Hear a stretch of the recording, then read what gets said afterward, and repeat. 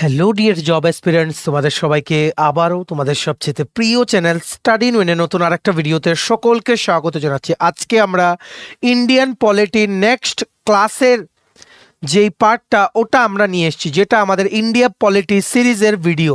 Indian পলিটির কিন্তু almost 95% আমরা complete করে দিয়েছি ভিডিওর মাধ্যমে, প্লাস আমাদের কাছে নোটস তো অনেক আগেই আছে, যেগুলো বিভিন্ন পরীক্ষার যে আমরা নোটস দিই ওইগুলোর মধ্যেই ইনক্লুড থাকে ইন্ডিয়ান পলিটি নোটসটা। তাছাড়া ভিডিওর মাধ্যমে আমরা কিন্তু কভার করে নিয়েছি পুরো 90 to 95% অফ দ্য সিলেবাস। ঠিক আছে, সো এখানে শেষ কিছু টপিক বাকি ছিল, এগুলো আমরা এক দুটো ক্লাসে শেষ করে দেওয়ার চেষ্টা করছি। যার মধ্যে অন্যতম কিছু টপিকগুলো যেগুলো আমরা এই ভিডিওতে ডিসকাস করবো, এগুলো হলো official languages, controller and auditor general of ইন্ডিয়ার যে বিভিন্ন constitutional provisions, salary, retirement, appointment, resignation, duties, সবগুলো আমরা দেখব। ইলেকশন কমিশন অফ ইন্ডিয়ার ছোট্ট একটা পার্ট দেখব। আর ইউনিয়ন পাবলিক সার্ভিস কমিশন বা ইউপিএসসির ব্যাপারে কি কি প্রশ্ন আসতে পারে কনস্টিটিউশনাল প্রভিশনস নিয়ে, এগুলো আমরা এই ভিডিওতে দেখব। ঠিক আছে, ম্যাক্সিমাম শেয়ার করবে ভিডিওটা বিভিন্ন হোয়াটসঅ্যাপ, ফেসবুক, টেলিগ্রাম গ্রুপের মাধ্যমে, তোমাদের বন্ধুবান্ধব, ফ্রেন্ডস, রিলেটিভ সবাই যাতে এই ভিডিওটা দেখে নিজেদের প্রিপারেশনটা যাতে বুস্ট করে নিতে পারে। ঠিক আছে, মনে রাখবে এই ক্লাসটা তোমাদের upcoming TPSC combined 3 election inspector, revenue inspector, Tripura হাইকোর্টের আসন্ন 12 তারিখের গ্রুপ ডি পরীক্ষা, cook, LDC, PA, JRBT two, SSC, railway, Tripura university non teaching পরীক্ষা, tehsildar, forest guard, Tripura police sub inspector, constable, সমস্ত আপকামিং ত্রিপুরার চাকরির পরীক্ষার জন্য খুব খুব গুরুত্বপূর্ণ। সো ম্যাক্সিমাম শেয়ার করে সবাইকে গুরুত্বপূর্ণ ক্লাসটা দেখে নেওয়ার তোমরা সুযোগ করে দেবে। ঠিক আছে, চলো শুরু করছি। Before I begin this video ছোট্ট একটা কথা বলে দিই, তোমরা যদি এমন অ্যাসপিরেন্ট হও যাদের ত্রিপুরা সংক্রান্ত রেগুলার, সরকারি, ফিক্সড পে, প্রাইভেট, কন্ট্রাকচুয়াল চাকরির জেনুইন আপডেট ইনফরমেশন লাগবে, বা এই চাকরিগুলো লিখিত পরীক্ষা বা ইন্টারভিউ প্রিপারেশন করার জন্য ফ্রি ইউটিউব ক্লাসেস লাগবে, বা latest news, current affair, GK, এই সমস্ত ট্রেন্ডিং টপিক্স নিয়ে ইজি ওয়েতে জানার তোমাদের ইন্টারেস্ট আছে, then you are the right platform. তোমরা আমাদের চ্যানেল স্টাডি ইন ওয়েনটা এক্ষুনি সাবস্ক্রাইব করে সাইডে নোটিফিকেশন বেলটা কিন্তু অবশ্যই তোমরা ক্লিক করে রাখতে ভুলো না। আমাদের Facebook page, Telegram group, WhatsApp channel সবকিছু লিঙ্ক আমরা নিচে ডেসক্রিপশন বক্সে দিয়ে দিই, তোমাদের ইচ্ছা হলে তোমরা এগুলো ফলো করতে পারো বা জয়েন করতে পারো। ওখানে আমরা সমস্ত আপডেট জেনারেলি আমরা শেয়ার করে থাকি। ঠিক আছে, আচ্ছা শুরু করার আগে অল্প একটু সময় নেব। তোমাদের আপকামিং সমস্ত কম্পিটিটিভ এক্সাম, যেমন টিপিএসসি কম্বাইন্ড 3 যেটা এর মধ্যে ডেট দেবে, ত্রিপুরা হাইকোর্টের কুক, এলডিসি, পিএ, ড্রাইভার ইত্যাদি বিভিন্ন রিক্রুটমেন্ট, গ্রুপ ডি, তারপর টিপিএসসির আরেকটা সিনিয়র কম্পিউটার অ্যাসিস্ট্যান্টের রিক্রুটমেন্ট আসছে ওটা, ত্রিপুরা জেল পুলিশের jail warder recruitment, SSC GD, CHSL, MT, stenographer, railway, NTPC, steno pilot, group D, soft TRLM, JRBT two, RPF constable, tehsildar, forest guard, Tripura police sub inspector constable, Tripura university non teaching স্টাফের recruitment, সবগুলো পরীক্ষার syllabus wise আমাদের কাছে আছে full syllabus complete notes, যেগুলো বলে তোমাদের পরীক্ষায় অবশ্যই ভালো ফলাফল তোমরা কিন্তু করতে পারবে। এগুলো হচ্ছে আমাদের নোটসের ডেমো।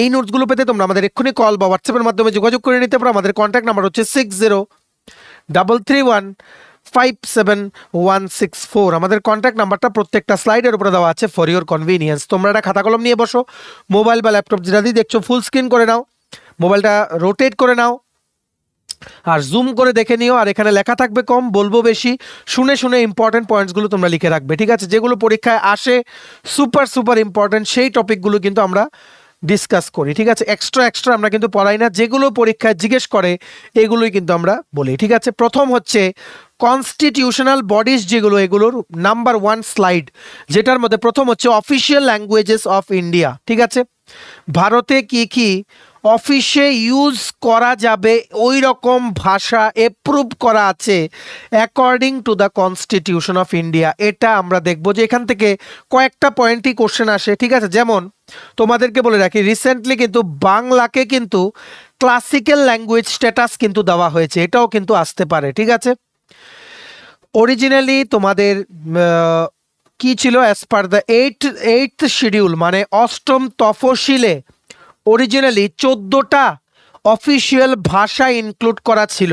ঠিক আছে, তারপর 8টা ভাষা অ্যামেন্ডমেন্ট করে যুক্ত করা হয়েছে কনস্টিটিউশনে। এখন 8টা যুক্ত হওয়ার পর টোটাল হয়ে গেছে 22টা অফিসিয়াল ল্যাঙ্গুয়েজ ইন্ডিয়ার, যেগুলো কনস্টিটিউশনে অ্যাপ্রুভ করছে যে অফিসেও এগুলো ইউজ করা যাবে। এর মধ্যে ত্রিপুরার বেঙ্গলি ল্যাঙ্গুয়েজটা কিন্তু অবশ্যই কিন্তু এখানে আছে। ঠিক আছে, মনে রাখবে আর্টিকেল নাম্বার 343 to 351, 343 থেকে 351 under part 17 of the Indian Constitution deals with the official languages of India. Deals with the official languages of India. Article number 343 to 351. Next তোমাদের আরেকটা জিনিস যেটা মনে রাখতে হবে, হিন্দিতে যে দেবনাগরী স্ক্রিপ্ট যে ইউজ হয়, দেবনাগরী স্ক্রিপ্ট, ঠিক আছে, দেবনাগরী স্ক্রিপ্টে ইউজ হওয়া হিন্দি ভাষাটাকেই অফিসিয়াল ল্যাঙ্গুয়েজ হিসেবে ইউজ করা যাবে, এটাই কিন্তু কনস্টিটিউশনে লেখা, ঠিক আছে।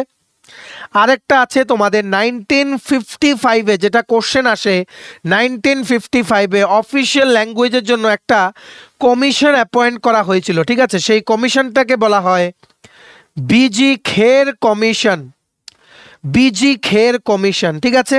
তোমাদের কিন্তু মনে রাখতে হবে, একটা জিনিস মনে রাখবে, এর মধ্যে যেই আর্টিকেলটা ইম্পর্টেন্ট এটা হচ্ছে আর্টিকেল নাম্বার 345। কেন?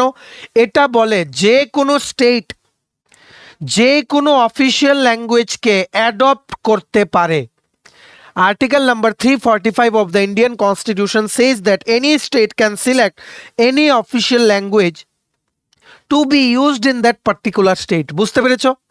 আর্টিকেল নাম্বার 345 যেটা তোমাদের জিজ্ঞেস করে বিভিন্ন যেমন ক্লাসিক্যাল ল্যাঙ্গুয়েজেস আরও যেগুলো আছে, মানে ইন্ডিয়াতে যেগুলো according to the constitution of India যেগুলো ক্লাসিক্যাল ল্যাঙ্গুয়েজেস, তামিল, ঠিক আছে, Tamil one of the oldest language, Tamil, Telugu, ঠিক আছে, কান্নাডা, মালায়ালাম, ওড়িয়া, ঠিক আছে। রিসেন্টলি বেঙ্গলি সহ বেশ কিছু ভাষাকে কিন্তু ক্লাসিক্যাল ল্যাঙ্গুয়েজ স্ট্যাটাস কিন্তু দেওয়া হয়েছে। তোমরা এখানে একটা ফটো দেখতে পাচ্ছ, ভারতের ম্যাপের কোন জায়গায় কি কি ভাষা বলা হয় এটা কিন্তু দেওয়া আছে, দেখতে পাচ্ছ। হিন্দি মনে রাখবে, ওয়ার্ল্ড র্যাঙ্কিংয়ে ইন্ডিয়ার মধ্যে যেই ভাষাটা আসে সেটা হচ্ছে হিন্দি, নাম্বার 2 হচ্ছে বেঙ্গলি, 7 না 8 নম্বরে, হিন্দি আসে 3 নম্বরে, প্রথম হচ্ছে চাইনিজ ম্যান্ডারিন, নেক্সট হচ্ছে ইংলিশ, নেক্সট হচ্ছে হিন্দি, তেমনিভাবে 7 নম্বরে আসে বেঙ্গলি। মানে সবচেয়ে বেশি মানুষ এই ভাষাগুলোতে কথা বলে ইন্ডিয়ার, ঠিক আছে, ইন্ডিয়ার মধ্যে টপ 2-র মধ্যে আসে হিন্দি আর বেঙ্গলি, সবচেয়ে বেশি এই ভাষাগুলোতে কথা বলে এই রকম জনসংখ্যা পৃথিবীতে টপ 10-এর মধ্যে তোমাদের কিন্তু চলে আসে। এর মধ্যে তামিলও আসে, কিন্তু টপ 2-র মধ্যে আসে হিন্দি আর বেঙ্গলি, ঠিক আছে, যেটা 3 নম্বরে আছে হিন্দি আর 7 নম্বরে আছে বাংলা, ঠিক আছে। এটা আমাদের সবার জন্য কিন্তু খুব গর্বের বিষয়। এইবার তোমাদের মনে রাখতে হবে ইম্পর্টেন্ট কিছু অ্যামেন্ডমেন্ট। আমরা কি বলেছিলাম, অরিজিনালি 14টা তোমাদের অফিসিয়াল ল্যাঙ্গুয়েজেস ছিল যখন কনস্টিটিউশন অফ ইন্ডিয়া অফিসিয়ালি যখন লঞ্চ করা হলো, তোমরা এইভাবে বুঝতে পারো। কিন্তু পরে সংশোধন করে করে বেশ কিছু অ্যামেন্ডমেন্ট করে করে বেশ কিছু ল্যাঙ্গুয়েজকে ঢোকানো হয়েছে কনস্টিটিউশনে to be the official languages of India, যার ফলে 8টা যোগ হয়ে এখন টোটাল অফিসিয়াল ল্যাঙ্গুয়েজেস হচ্ছে কি 22টা। বুঝতে পেরেছো? পার্ট 17 নিয়ে কোশ্চেন আসতে পারে, আর্টিকেল 345 নিয়ে কোশ্চেন আসতে পারে, আর্টিকেল 343 টু 351-এ যা যা জিজ্ঞেস করবে মনে রাখবে all of this are related to the official languages of India, ঠিক আছে। ইম্পর্টেন্ট কিছু অ্যামেন্ডমেন্টস দেখে রাখো যেগুলো জেনারেলি কোশ্চেনে জিজ্ঞেস করে, যেমন 21st অ্যামেন্ডমেন্ট যেটা 1967 সনে করা হয়েছিল, সেটা করে সিন্ধি ভাষাকে কনস্টিটিউশনে অ্যাজ অফিসিয়াল ল্যাঙ্গুয়েজ ঢোকানো হয়েছিল। 71তম সংশোধন যেটা 1992 সনে করা হয়েছিল, সেই সংশোধনটা করে কোঙ্কণি, মণিপুরি, নেপালি এই ভাষাগুলোকে কিন্তু ঢুকানো হয়েছিল, ঠিক আছে। মনে রাখবে এই কোঙ্কণি ভাষাটা কিন্তু তোমাদের কর্ণাটকেও বলা হয়, গোয়াতে কিন্তু মেইনলি বলা হয় এই কোঙ্কণি ভাষাটা, মণিপুরি বলা হয় মণিপুরে, নেপালি ভাষাটা নেপালেও বলা হয়। তাছাড়া যেমন দার্জিলিং, কালিম্পং ইত্যাদি বিভিন্ন জায়গা, গ্যাংটক, ওইখানেও কিন্তু অনেক নেপালি ভাষা বলা মানুষ কিন্তু আছে, ঠিক আছে। তার জন্য তোমরা দেখতে পারো ইন্ডিয়া গভর্নমেন্টের যে চাকরিগুলো বেরোয় নেপালিদেরকেও কিন্তু অনেক সময় এলিজিবল করে, নেপালি, ভুটানিস এদেরকেও কিন্তু এলিজিবল করে। তো নেপালি ভাষাকে 71তম সংশোধন করে 1992 সনে ভারতের সংবিধানে as an official language of India কিন্তু ঢোকানো হয়েছিল। তেমনিভাবে 92তম সংশোধন করে 92nd অ্যামেন্ডমেন্ট যেটা 2003-এ করা হয়েছিল, বোডো, ডোগরি, মাইথিলি, সান্থালি এই ভাষাগুলোকে official languages of India status কিন্তু দেওয়া হয়েছিল, ঠিক আছে। তোমাদের কিন্তু মনে রাখবে কনস্টিটিউশন কিন্তু একটা ডিউটি ইম্পোজ করে সেন্ট্রাল গভর্নমেন্টের উপরে বা সেন্টারের উপরে, যাতে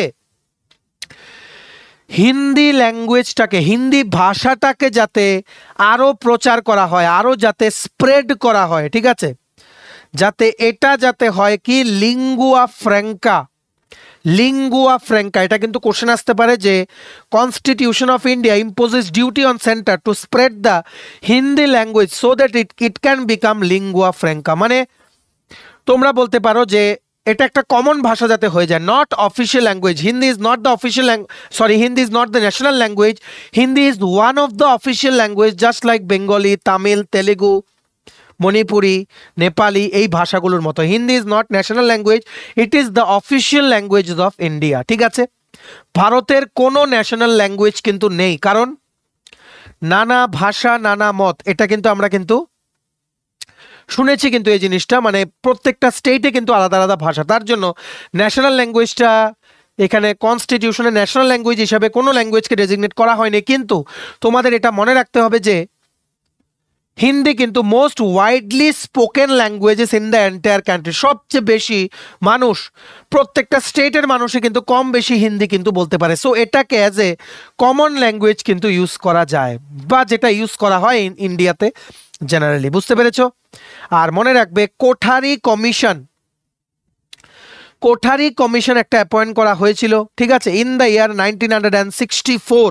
ঠিক আছে, 1964, যেটা সাজেস্ট করেছিল 3টে ল্যাঙ্গুয়েজ ফর্মুলা। মানে যেগুলো হিন্দি স্পিকিং স্টেটস আছে, যে সমস্ত স্টেটে হিন্দি কথা বলে মানুষেরা, তাদেরকে হিন্দি এর সাথে ইংলিশ, তাছাড়া একটা সাউথ ইন্ডিয়ার ভাষা শিখতে হবে। আর নন হিন্দি স্পিকিং স্টেটসগুলোতে ওদের regional language plus Hindi plus English শিখতে হবে। এটা সাজেস্ট করেছিল কোঠারি কমিশন। তোমাদের কিন্তু এটা কোশ্চেন কিন্তু আসতে পারে। ঠিক আছে, বাস এর থেকে বেশি আর কিছু পড়তে হবে না। নেক্সট আমরা দেখব কি controller and auditor general of India বা সিএজি। তোমরা এজি অফিস দেখেছো, আগরতলাতে আছে, জিবির ওদিকে এজি অফিস। সো এই অফিসটাই কিন্তু হচ্ছে ত্রিপুরার রিজিয়নাল অফিস, যেটা দিল্লিতে আছে সিএজি অফিস। ঠিক আছে, মনে রাখবে article number 148 to 151 deals with the post of controller and auditor general of India. উনি হচ্ছেন এজি অফিসের হেড। তোমরা বলতে পারো এখন হচ্ছে কথা, এজি অফিস বা সিএজি অফিসের কাজ কি? ফাইন্যান্সিয়াল, আর্থিক অবস্থা দেখে, আর্থিক অবস্থা সেন্টারের প্লাস স্টেটের দেখে সিএজি। মনে রাখবে কোনো বাজেট যখন স্টেটে যখন পেশ করা হয়, ত্রিপুরার যখন ইয়ারলি বাজেটটা যখন পেশ করা হয়, বা বাজেট কি বলবো, বাজেট এস্টিমেট বা রিভাইস এস্টিমেট যখন করা হয়, তখন কিন্তু এজি অফিসের সাথে কনসাল্ট করে কিন্তু করা হয় যে কত টাকা খরচ হলো, কত টাকা এক্সেস লাগবে আরিতে, বা সামনের বছরের বাজেটে বা বাজেট এস্টিমেটে কত টাকা লাগবে, সব কিছু কিন্তু সিএজির সাথে কিন্তু কনসাল্ট করেই তারপরেই কিন্তু ফাইনাল হয় বাজেটটা। ঠিক আছে, মানে ফাইন্যান্সিয়াল আর্থিক অবস্থাটা সিএজি কিন্তু অডিট করে। ঠিক আছে, অডিট করে বিভিন্ন অফিসে দেখার জন্য যে যা টাকা লেনদেন হয়েছে বা যা বিল তোমাদের স্যাংশন হয়েছে, ওই সেই হিসাবে সব ঠিক আছে কিনা, কোনো করাপশন হয়নি তো। ফাইন্যান্সিয়াল আর্থিক দিকটা সব কিছু দেখে অফ ইউনিয়ন অ্যান্ড স্টেটস দেখে controller and auditor general of India. ওনার নেতৃত্বে কিন্তু বিভিন্ন স্টেটে অ্যাকাউন্টস জেনারেল বা অ্যাকাউন্টেন্ট জেনারেল অফ ইন্ডিয়া, যেটা এজি অফিস, ওটা কিন্তু চলে। ঠিক আছে, আর্টিকেল নাম্বার 148 to 151। ঠিক আছে, তাই CAG controller and auditor general of India পোস্টটাকে কি বলা হয়, এটা কিন্তু আসে, মনে রাখবে, guardian of public purse. Guardian of public purse মানে জনসাধারণের টাকার দেখরেখ করার গার্জেন, বাস এটা তোমরা বলতে পারো, গার্ডিয়ান অফ পাবলিক পার্স। এটা কিন্তু অনেক সময় কিন্তু কোশ্চেন আসে, তোমাদের কিন্তু মনে রাখতে হবে। ঠিক আছে, বেসিক্যালি ডিউটি তোমরা বলতে পারো, basic duty is financial administration, financial administration. ঠিক আছে, এইবার তোমাদের মনে রাখতে হবে এই যে সিএজি পোস্টে যিনি হবেন সিএজি, ঠিক আছে, বর্তমানে controller and auditor general is K Sanjay Murthy. K Sanjay Murthy, উনি হচ্ছেন বর্তমানে controller and auditor general of India বা সিএজি। ঠিক আছে, সবচাইতে প্রথম সিএজি অফ ইন্ডিয়া ছিলেন 1948 সনে যিনি ছিলেন, ওনার নাম ছিলেন Shri V Narahari Rao. Shri V Narahari Rao in the year 1948। ঠিক আছে, আশা করি তোমরা বুঝতে পেরেছো। আর এই সিএজি র্যাঙ্কটা similar rank as secretary to the government of India. Government of ইন্ডিয়ার যে সেক্রেটারির র্যাঙ্ক, সেম র্যাঙ্ক হচ্ছে controller and auditor general of ইন্ডিয়ার। ঠিক আছে, আরেকটা জিনিস বলা হয়, কোশ্চেন আসে, who is the first audit officer of India? First audit officer of India is the controller and auditor general of India, first audit officer. ঠিক আছে, মনে রাখবে এই যে সিএজি পোস্টে অ্যাপয়েন্ট করে president of India, owner appointment, owner resignation, owner রিমুভেল, impeachment সব কিছু দেওয়া আছে in the article 148 to 151 of the Indian constitution. ঠিক আছে, আর মনে রাখবে ওনাকে অ্যাপয়েন্ট করে প্রেসিডেন্ট। ঠিক আছে, উনি রেজিগনেশন সাবমিট করবেন প্রেসিডেন্টের কাছে, আর ওনাকে যদি কোনো ইমপিচমেন্ট বা মুভমেন্ট করে ওনাকে যদি সরানো হয়, সে রিমুভাল প্রসেসটা সিমিলার টু সুপ্রিম কোর্টের জাজ। সুপ্রিম কোর্টের জাজকে যেভাবে সরানো হয় সেইভাবেই কিন্তু কন্ট্রোলার অ্যান্ড অডিটর জেনারেলকেও কিন্তু সরাতে হবে। কিন্তু ওনাকে অ্যাপয়েন্ট করে প্রেসিডেন্ট, উনি রেজিগনেশন জমা দেন কিন্তু প্রেসিডেন্টের কাছে। ঠিক আছে, আর এই সিএজি পোস্টে অ্যাপয়েন্টমেন্ট দেওয়া হয় 6 বছরের জন্য আপ টু 65 বছর পর্যন্ত একজন সিএজি হিসেবে কিন্তু একজনকে অ্যাপয়েন্ট করা যায়। ঠিক আছে, আয়দার 6 বছর হয়ে গেলে সেই পোস্টটা ছেড়ে দিতে হবে, বা 6 বছর আগে যদি 65 বছর বয়স হয়ে যায় তাহলেও কিন্তু ছেড়ে দিতে হবে। ঠিক আছে, আশা করি বুঝতে পেরেছো। এর বাইরে আর কোনো কোশ্চেন তোমাদের আসবে না। নেক্সট তোমরা জেনে রাখো ইলেকশন কমিশন। আমরা 4টেই পড়াচ্ছি আজকে, বাকিগুলো আমরা নেক্সট ক্লাসে কন্টিনিউ করব। নেক্সট তোমাদের জানতে হবে কি ইলেকশন কমিশন। তোমরা সবাই জানো সব স্টেটেই কিন্তু আছে কি ইলেকশন কমিশন। সো এখন তোমাদের মেইন দায়িত্ব হচ্ছে জানার যে ইলেকশন কমিশনটা কি। ইলেকশন কমিশন কিন্তু প্রত্যেকটা স্টেটে কিন্তু স্টেট ইলেকশন কমিশন কিন্তু দিয়েছে। যেমন ত্রিপুরাতে আছে, হেড অফিস হচ্ছে তোমাদের আখাউড়া রোডে টিপিএসসি অফিসের সাথে DM and collector West Tripura ডিস্ট্রিক্টের সাথে। ঠিক আছে, সো তোমাদের এটা মনে রাখতে হবে।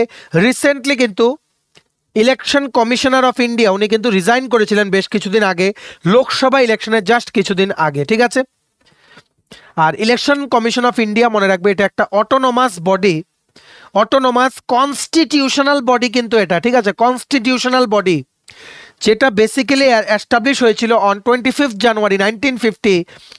এই 25শে জানুয়ারিটাকে প্রত্যেক বছর সেলিব্রেট করা হয় অ্যাজ ন্যাশনাল ভোটার্স ডে। ঠিক আছে, basically election commission of India কি করে, প্রত্যেকটা স্টেটের আর সেন্টারের যে ইলেকশনসগুলো ওইগুলোকে দেখরেখ করে। স্টেটেরগুলোকে দেখরেখ করার জন্য election commission of India state election commission বা এসইসি বানিয়েছে।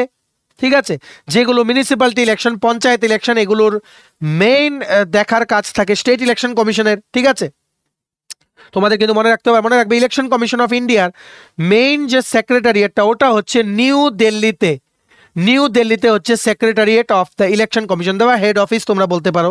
ঠিক আছে, আর এই election commission of India basically কোন কোন ইলেকশনগুলো দেখরেখ করে, যেমন লোকসভা, রাজ্যসভা আর স্টেট লেজিসলেটিভ অ্যাসেম্বলি মানে রাজ্য বিধানসভার ইলেকশনগুলো। ঠিক আছে, আর বিভিন্ন ইলেকশন দেখে, যেমন আরও ইম্পর্টেন্ট টপ লেভেল পোস্ট যেমন প্রেসিডেন্ট আর ভাইস প্রেসিডেন্ট সিলেক্ট করার যে ইলেকশন প্রসেসগুলো হয়, প্রেসিডেন্ট আর ভাইস প্রেসিডেন্ট অফ ইন্ডিয়া, সেগুলো কিন্তু ইলেকশন কমিশন অফ ইন্ডিয়ায় কিন্তু দেখে। তোমাদের কিন্তু মনে রাখতে হবে। ঠিক আছে, মনে রাখবে ইলেকশন কমিশন অফ ইন্ডিয়া কিন্তু পঞ্চায়েত আর মিউনিসিপ্যালিটি ইলেকশন কিন্তু দেখে না, দেখে স্টেট ইলেকশন কমিশন। এটাও কিন্তু কোশ্চেন কিন্তু আসে। ঠিক আছে, কনস্টিটিউশন অফ ইন্ডিয়া এই পঞ্চায়েত ইলেকশন আর মিউনিসিপ্যালিটি ইলেকশনের জন্য সেপারেট স্টেট ইলেকশন কমিশন বানানোর কথাও কিন্তু বলেছেন। ঠিক আছে, বিভিন্ন কনস্টিটিউশনাল প্রভিশনস আছে related with the election commission, যেমন পার্ট 15 আমরা এগুলো অলরেডি একটা ক্লাসে পড়িয়েছিলাম মেবি, যেটা বলে আর্টিকেল নাম্বার 324 থেকে 329। ঠিক আছে, এটা বলে যে একটা ইলেকশন কমিশন থাকবে, একটা ইলেকশন কমিশন থাকতে হবে, আর ইলেকশন কি করে অ্যাডমিনিস্টার করবে সব কিছু প্রভিশনস দেওয়া আছে in part 15 and article 324 to 329 of the constitution of India. তেমনিভাবে আর্টিকেল নাম্বার 324 324তম আর্টিকেল, ঠিক আছে, আমাদেরকে কি বলে যে এই ইলেকশনটা কন্ট্রোল করার, মানে কি বলবো, এটাকে দেখরেখ করার, এটাকে মানে রাইট ডাইরেকশনে কি করে কোঅর্ডিনেট করা যায় সব কিছুর দায়িত্ব হচ্ছে ইলেকশন কমিশন অফ ইন্ডিয়ার উপরে। Establishment of election commission of India বলে আর্টিকেল নাম্বার 324। ঠিক আছে, তেমনিভাবে আর্টিকেল 325টা ইম্পর্টেন্ট না, ঠিক আছে। আর্টিকেল নাম্বার 326টা খুব খুব ইম্পর্টেন্ট। 326তম যেই আর্টিকেল আছে এটা বলে রাজ্যসভা প্লাস লোকসভা, ঠিক আছে, মানে বেসিক্যালি লোকসভার কথা বলছে। লোকসভা তোমরা লোকসভায় ভেবে রাখো, লোকসভা প্লাস স্টেট অ্যাসেম্বলি, রাজ্য বিধানসভা প্লাস লোকসভা যে ইলেকশনগুলো হবে ওইগুলো হবে মানে কি কমন পিপল ভোট করবে based on adult suffrage. Adult suffrage মানে 18 বছর বয়স হলেই ভোট করতে পারবে। মানুষ ঠিক করবে এই পোস্টগুলোতে যারা প্রতিনিধি আসবেন ওদেরকে ভোটিংয়ের মাধ্যমে। এটা বলে article number 326 of the Indian constitution, ঠিক আছে। আর্টিকেল নাম্বার 327 বলে ইলেকশন প্রসেসে পার্লামেন্টের পাওয়ার আছে, ঠিক আছে, বিভিন্ন প্রভিশনস বানানোর, ঠিক আছে। আর আর্টিকেল নাম্বার 329 বলে ইলেকশন ম্যাটারে যদি কোনো মানে দুই মত যদি আসে বা কোনো কনফ্লিক্ট যদি আসে দেন কোর্ট সেই ব্যাপারে ইন্টারফেয়ার করতে পারবে। এটা বলে আমাদেরকে article number 329 of the Indian constitution, ঠিক আছে। বুঝতে পেরেছো? এইবার তোমরা জেনে রাখো স্ট্রাকচার কি করে হয় ইলেকশন কমিশন অফ ইন্ডিয়ার। অরিজিনালি ইলেকশন কমিশনে কিন্তু একজন ইলেকশন কমিশনার ছিলেন, কিন্তু 1989 সনে 1989-এ চলে এলো election commissioner amendment act. Election commissioner লিখে রাখো, ইলেকশন কমিশনার অ্যামেন্ডমেন্ট অ্যাক্ট 1989। এই অ্যাক্টে বলা হয়েছে যে ইলেকশন কমিশনটাকে একটা মাল্টি মেম্বার, অনেকজন মেম্বার থাকবে এই রকম একটা বডি বানাতে হবে according to election commissioner amendment act 1989, ঠিক আছে। এটাতে বলা হয়েছে ইলেকশন কমিশনে থাকবে একজন চিফ ইলেকশন কমিশনার বা সিইসি, ঠিক আছে। আর মানে কি বলবো, মানে এই যে চিফ ইলেকশন কমিশনারটা অ্যাপয়েন্ট করবেন প্রেসিডেন্ট অফ ইন্ডিয়া, ঠিক আছে। আর থাকবেন কি ইলেকশন কমিশনার। প্রেজেন্টলি দুইজন আছে ইলেকশন কমিশনার, একজন আছেন চিফ ইলেকশন কমিশনার, ঠিক আছে। আর স্টেট লেভেলে রাজ্যে স্টেট ইলেকশন কমিশন যেগুলো থাকে বা এসইসি যেগুলো থাকে, স্টেট ইলেকশন কমিশন মানে কমিশনের যে মানে যিনি মেইন হেড থাকেন ওনাকে বলা হয় chief electoral officer. Chief electoral officer বা সিইও কিন্তু বলা হয়, ঠিক আছে। প্রেসিডেন্ট চিফ ইলেকশন কমিশনারকে অ্যাপয়েন্ট করে, ইলেকশন কমিশনারকেও অ্যাপয়েন্ট করে। দুজন ইলেকশন কমিশনার কিন্তু রিসেন্টলি লোকসভা ইলেকশনের আগে অ্যাপয়েন্ট হয়েছে, ঠিক আছে। অ্যাকর্ডিং টু অ্যান অ্যাক্ট, মানে এগুলো যে অ্যাপয়েন্টমেন্ট করে প্রেসিডেন্ট, ইলেকশন কমিশনার বা চিফ ইলেকশন কমিশনার বা অন্যান্য কমিশনারদেরকে এগুলো করে according to the appointment conditions of service and terms of office act 2023। কি বলেছি? Appointment conditions of service and term of office act 2023 হিসেবে প্রেসিডেন্ট অফ ইন্ডিয়া কিন্তু অ্যাপয়েন্ট করে, ঠিক আছে। চিফ ইলেকশন কমিশনার আর ইলেকশন কমিশনার ওনাদের স্যালারি কিন্তু ইকুইভ্যালেন্ট টু সুপ্রিম কোর্টের জাজ। সুপ্রিম কোর্টের জাজের ইকুইভ্যালেন্ট স্যালারি হচ্ছে চিফ ইলেকশন কমিশনার আর ইলেকশন কমিশনারের স্যালারি। এদের কিন্তু সার্ভিসের যে কন্ডিশনস আছে ওইগুলো কিন্তু same. They can resign any time, ঠিক আছে। ওদেরকে কিন্তু একটা ইমপিচমেন্ট প্রসেসে any time they can be remove, ঠিক আছে। আশা করি তোমরা বুঝতে পেরেছো। এর বাইরে ইলেকশন কমিশন অফ ইন্ডিয়া থেকে আর কোনো কোশ্চেন আসবে না। নেক্সট তোমরা চলে আসো ইউনিয়ন পাবলিক সার্ভিস কমিশন বা UPSC. Union public service commission বা UPSC article number 312 Indian constitution article number 312 312 আমাদেরকে বলে যে পার্লামেন্টের কাছে পাওয়ার আছে এক বা তার অধিক one or more all India service body constitute করার ইউনিয়ন আর স্টেটের জন্য পার্লামেন্টের কাছে পাওয়ার আছে, ঠিক আছে। আর্টিকেল নাম্বার 312 কিন্তু বলে, ঠিক আছে। এই যে অল ইন্ডিয়া সার্ভিসেস এগুলোর রিক্রুটমেন্ট করবে ইউনিয়ন পাবলিক সার্ভিস কমিশন বা UPSC according to article number 312 of the Indian Constitution, ঠিক আছে। Mainly article number 315 to article number 323 part 14 of the Indian Constitution deals with the Union Public Service Commission, ঠিক আছে। আশা করি তোমরা বুঝতে পেরেছো। আর state লেভেলে করবে স্টেট পাবলিক সার্ভিস কমিশন, যেটা হচ্ছে TPSC, Tripura public service commission, state সার্ভিসের জন্য রিক্রুটমেন্ট কিন্তু করে, ঠিক আছে। বেসিক্যালি ইউপিএসসি কে তোমরা বলতে পারো it is a central recruiting agency. Central recruiting agency, যেগুলো অল ইন্ডিয়া সার্ভিস লাইবিলিটি আছে এরকম চাকরিতে রিক্রুটমেন্ট করে। It is a constitutional body, it is a constitutional body, যেটার প্রথম চেয়ারম্যান ছিলেন শিব রোজ বার্কে, আর প্রথম ইন্ডিয়ান চেয়ারম্যান ছিলেন এইচ.কে. কৃপালিনী। এটা কিন্তু কোশ্চেন আসে, ভেরি ভেরি ইম্পর্টেন্ট। আর এই ইউপিএসসির মেম্বার্স প্লাস চেয়ারম্যানসদেরকে অ্যাপয়েন্ট করেন প্রেসিডেন্ট বা রাষ্ট্রপতি, ঠিক আছে, রাষ্ট্রপতিকে কিন্তু অ্যাপয়েন্টমেন্ট করেন। এই যে ইউপিএসসির কতজন মেম্বার হবেন, চেয়ারম্যানের কি কি প্রভিশনস থাকবে, মেম্বারসদের কি কি প্রভিশনস থাকবে, এদের রিমুভাল কি করে হবে, অ্যাপয়েন্টমেন্ট কি করে হবে, পাওয়ার্স কি কি থাকবে, ফাংশনস কি কি থাকবে, এটা দেওয়া আছে in the part 14 of the Indian constitution under article 315 to 323, ঠিক আছে। আশা করি তোমরা বুঝতে পেরেছো। এইবার আর্টিকেল নাম্বার 315 আমাদেরকে কি বলে কুইকলি তোমরা জেনে রাখো। আর্টিকেল নাম্বার 315, 315তম আর্টিকেল আমাদেরকে বলে যে পাবলিক সার্ভিস কমিশন অ্যাপয়েন্ট করতে হবে ফর ইউনিয়ন অ্যান্ড স্টেট, যাতে সেই স্টেটের বা অল ইন্ডিয়া সার্ভিস লাইবিলিটির যে চাকরিগুলো আছে ওগুলোতে রিক্রুটমেন্ট যাতে করা যায় একটা পরীক্ষা নিয়ে। 316 বলে appointment and terms of office of members of UPSC, কিভাবে অ্যাপয়েন্টমেন্ট হবে, কি করে কতদিন ওরা এই মেম্বার পোস্টটাতে থাকবে সেগুলো বলে 316, আর্টিকেল নাম্বার 316, ঠিক আছে। আর্টিকেল নাম্বার 317 বলে এই ইউপিএসসি আর স্টেট পাবলিক সার্ভিস কমিশনের যে মেম্বার্স আছে এদেরকে কি করে রিমুভাল করা যায় আর সাসপেনশন করা যায়, এটার বিভিন্ন প্রভিশনস লেখা আছে in the article 317 of the Indian constitution, ঠিক আছে। তারপর তোমাদের যেগুলো ইম্পর্টেন্ট, ঠিক আছে, এটা হচ্ছে আর্টিকেল নাম্বার 320, এটা বলে যে মানে কি বলবো, যে পাবলিক সার্ভিস কমিশনগুলো আছে এরা ফাংশন কি করে করবে, কাজ কি করে করবে, বিভিন্ন কাজ করার প্রভিশনসগুলো বলে article number 320 of the Indian constitution, ঠিক আছে। Article number 322, 322, article number 322 of the Indian constitution বলে যে এই যে পাবলিক সার্ভিস কমিশনগুলো যা যা খরচ হবে সেগুলোর ব্যাপারে বিভিন্ন প্রভিশনস লেখা আছে in the article 322 of the Indian constitution, ঠিক আছে।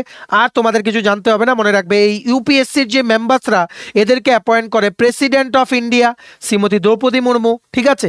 আর ইউপিএসসির যে মেম্বার্স প্লাস চেয়ারম্যান যেনারা অ্যাপয়েন্ট হন ওনাদের টেনিউর হচ্ছে 6 বছর বা 65 ইয়ার্স, আপ টু 65 বছর পর্যন্ত ওনারা থাকতে পারবেন, ঠিক আছে।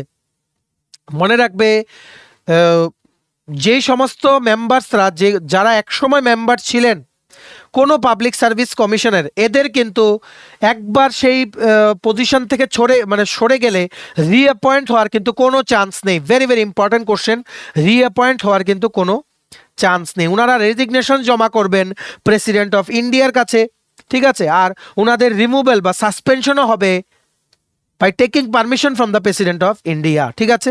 বিভিন্ন কন্ডিশনস আছে, এগুলো এত ইম্পর্টেন্ট না, জাস্ট যেগুলো ইম্পর্টেন্ট আমরা তোমাদের বলে দিলাম। বাকি পার্টটা আমরা নেক্সট ক্লাসে কন্টিনিউ করে পলিটিটা আমরা একটা বা দুটো ক্লাসে কমপ্লিট আমরা ক্লোজ করে দেওয়ার চেষ্টা করব, ঠিক আছে।